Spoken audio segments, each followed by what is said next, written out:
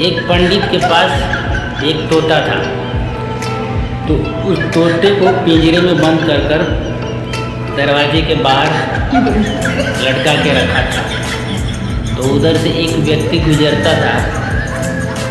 तो उस व्यक्ति को देखकर तोता बोलता था, ओए कुत्ते क्या हाल है।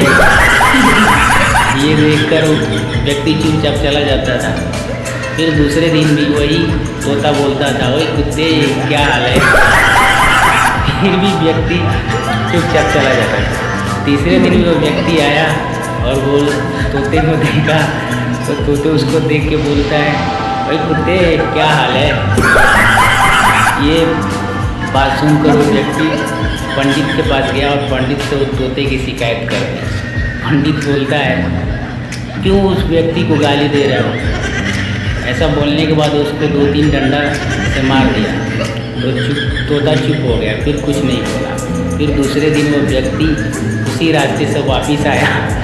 वापस आने के बाद तोता कुछ नहीं बोला।